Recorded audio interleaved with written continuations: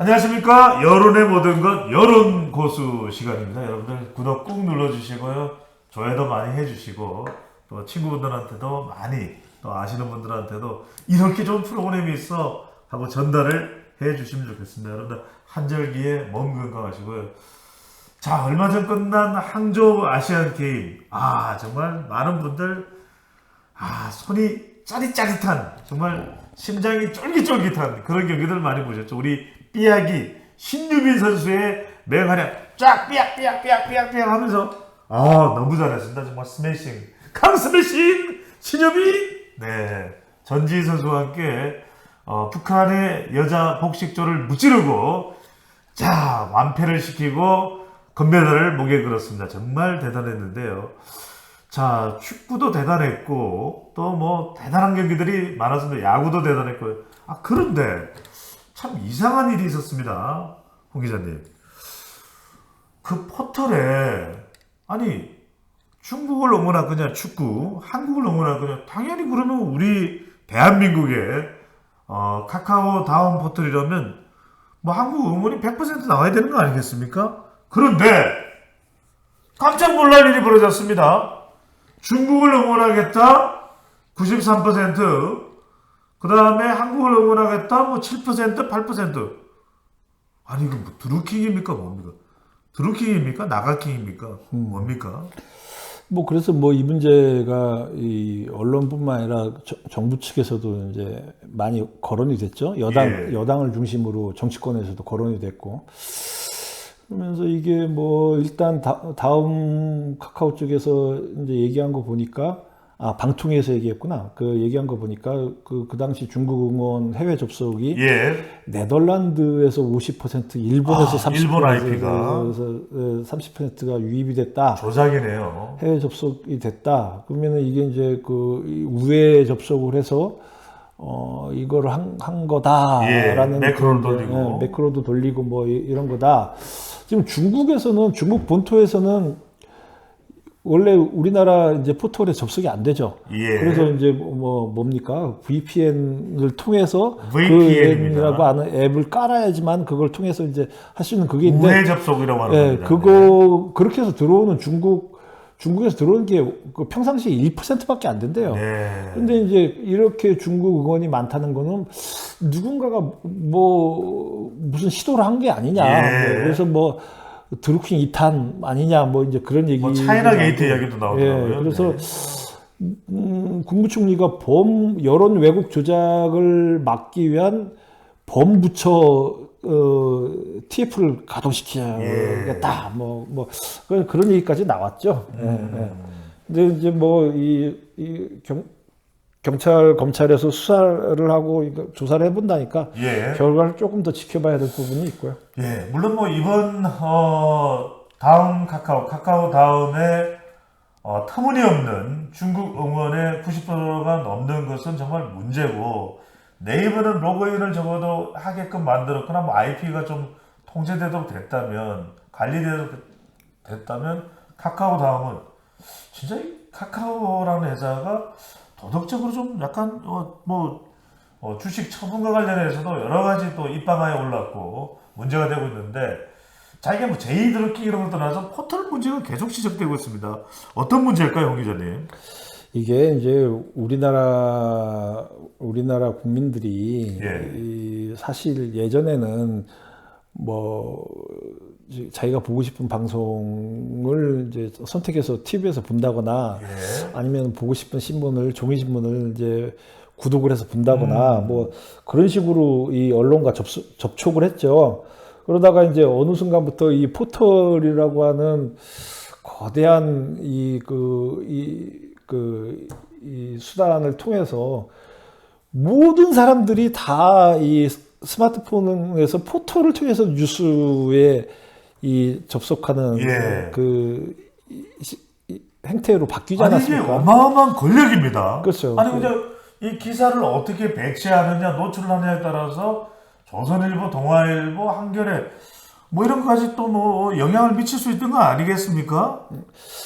그래서 거기에 달린 댓글도 다 같이 댓글을 달거나 댓글을 보거나 이런 거를 통해서 이 어떤 전반적인 여론의 분위기도 파악을 하고 뭐 예. 그러니까 이제 네이버 다음이 대한민국의 어떤 여론 시장을 예. 쥐락펴락하고 있다. 뭐 이제 지금 현상은 그렇죠.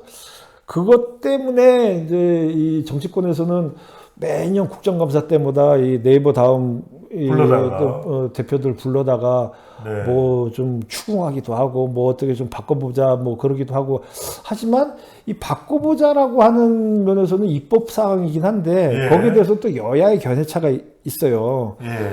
그러니까 이제 여당 같은 경우에는 좀 이걸 뭐 어떤 식으로든지 좀 규제 좀 하자라는 거고 예. 야당 입장에서는 뭐 이게 의사 표현의 자율이 있는 거 아니냐 뭐 예. 이제 그거를 또 이제 규제하는 것도 문제가 있는 거 아니냐라고 하는 어떤 견해의 차이는 분명히 있죠. 그래서 예. 입법 활동이 또 원하지 않은 부분도 있어요. 아니, 홍 기자님, 근데 포털도 뭔가 이제 미디어 권력이 되었습니다. 뭐 네이버 사용하는 사람들 뭐 엄청나게 많고, 카카오 이용하는 사람들도 엄청나게 많은데, 정작 무슨 일이 벌어지면, 그건 모르겠다. 그거는 그 기사를 쓴 뭐 언론사에서 책임을 지는 거다. 근데 자칫 이게 실시간 검색을 하든지, 또는 기사의 제목 배치라든지, 이거 영향을 줄 수 있다면 포털도 관리가 되고 언론중재위원회든 책임을 져야 되는 거 아닙니까? 그래서 뭐 기사 배치는 사실 각 언론사가 하는 걸로 뭐 바뀌었고 예. 그래서 이제 그런 면피 활동을 할 수 있도록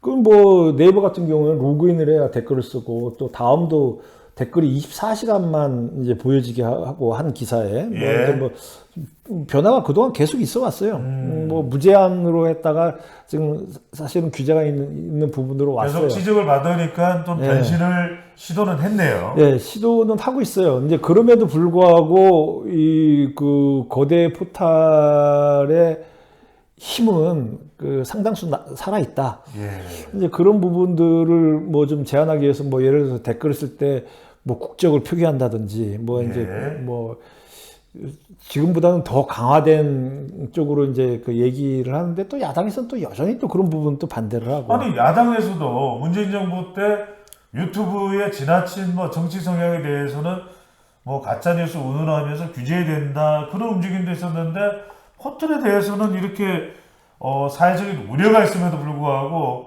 표현의 자유를 뭐 억압해서는 안 된다, 이런 주장이 나오는 이유는 뭘까요?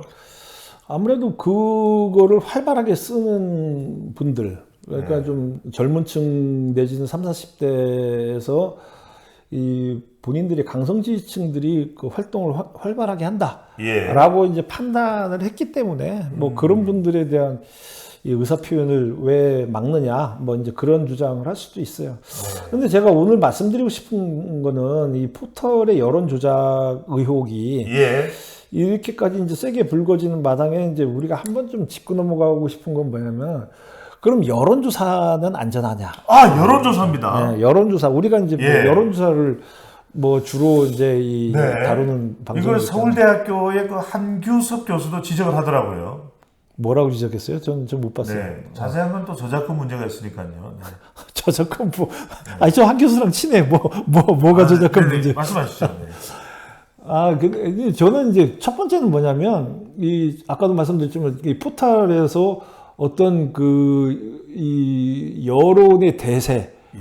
흐름, 분위기 이거를 이제 특정 정파 쪽으로 장악해 나간다라고 했을 때는 그런 분위기가 여론조사에도 반영이 될 수도 있다. 이게 이른바 응답자 유권자에게 영향을 줄 수가 있겠네요. 네, 그러니까 이제 이른바 우리가 흔히 얘기하는 밴드웨건 분위기가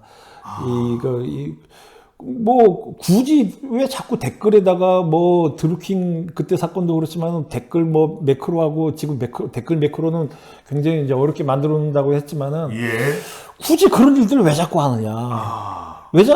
그렇잖아요. 굳이 뭐 댓글이나 뭐 그 포털에서 어떤 힘의 우세를 왜 자꾸 보여주려고 하냐. 여론을 움직이거나 선동하려는 의도가 그렇죠. 있는 것이네요. 그러니까 이제 그게 결과적으로 마지막에 투표 행위까지 영향을 주기 위해서 하는 거죠. 그렇군요. 선거에 영향을 주기 위해서 하는 거지. 그냥 보고 재밌으라고 하는 건 아니잖아요. 아니, 이거는 중앙선거관리위원회가 나서야 되는 거 아닙니까? 아니, 그러니까 중앙선거관리위원회뿐만 아니라 네. 그러니 뭐 그 정부에서도 범정부 TF를 만든다고 하듯이 네. 이제 각자가 그거 해야 되는데 그러다 보면은 이 어떤 그 우세한 분위기에 짓눌려 갖고 특정 정파 지지자들은 여론조사 전화가 오면은 뭐 전화를 안 받는다거나 이게 이제 그게 그 친북의 나선으로 빠지는 거죠. 예, 쉽게 얘기해서. 노엘레 노이만 교수의 본인이 좀 소수다, 좀 정서적으로 환경적으로 위축되어 있다 싶으면 응답을 안 하거나 노출을 안 하는 바로 침묵의 나선 이런 현상이 벌어질 수가 있는 그렇죠. 거죠. 그렇게 벌어질 수가 있고 두 번째는 이건 이제 ARS 여론조사와 관련된 얘기인데 자동응답 조사입니다. 저는 이번에 이 사건을 보고 이제 뭐 만약에 뭐 외국에서 이렇게 그 우회 접속을 했다라고 한다면은 그러면은 국내에 있는 외국인들은 어떻게 하지? 국내에 있는 외국인들도 뭐 댓글도 쓰고 다 할 거다. 예. 근데 그 여론조사 전화는 국내에 있는 외국인들도 전화가 와요. 그렇겠네요. 그렇죠. 근데 지금 뭐 제가 뭐 특정 국가 출신들을 뭐 폄하하는 건 아니지만 그냥 객관적인 통계로 봤을 때 우리나라에 계시는 조선족 인구가 얼마인 줄 아세요? 중국 동포라고 합니다. 중국 동포죠. 대략 한 100만 정도 되지 않을까요? 100만 가까이 돼요. 네. 그리고 이제 또 이 중국 유학생들, 우리나라에 예. 와 있는 유학생들도 뭐 중국 유학생뿐만 아니라 외국 유학생 다 합치면 거의 뭐 한 20만 명 가까이 되는데 그 중에서 절반 가까이가 중국이라고 그래요. 예. 근데 이분들은 지금 뭐 투표권을 주는 애 마는 애 뭐 이거 갖고 여야가 한번 이제 그랬죠. 한 적이 있죠. 네. 대통령 선거는 아니지만 뭐 지방선거는 지방선거는 지금 영주권이 있으면 할 수 있는 거 아닙니까? 아니 근데 이제 뭐 영주권이 있건 없건 전화는 다 올 수가 예. 있으니까. 근데 이게 전화면접원 조사에서는 진짜 한국말을 잘하기 전에는 이렇게 전화면접원한테 걸리게 돼 있죠. 그러네요. 걸리게 돼 있죠. 약간 좀 한국어 발음이 좀 어눌하면 어눌하면 전화면접원 그럼 면접원이 또 모르건다든지요. 네, 그래서 이건 걸리게 돼 있죠. 근데 이제 ARS는 심지어 그 7살, 8살짜리도 그 누를 수가 있잖아요. 나이 속이고. 그런데 외국인이라고 뭐 누르지 말란 법이 어디 있어요? 예. 만약에 그게 있다 그러면 뭐 숫자가 많지는 않다 하더라도 숫자가 많지가 않다 하더라도 그러면 이제 어쨌든 박빙의 수치에서는 영향을 줄 수도 있다. 그리고 문제는 점점 이 숫자가 커지고 있다.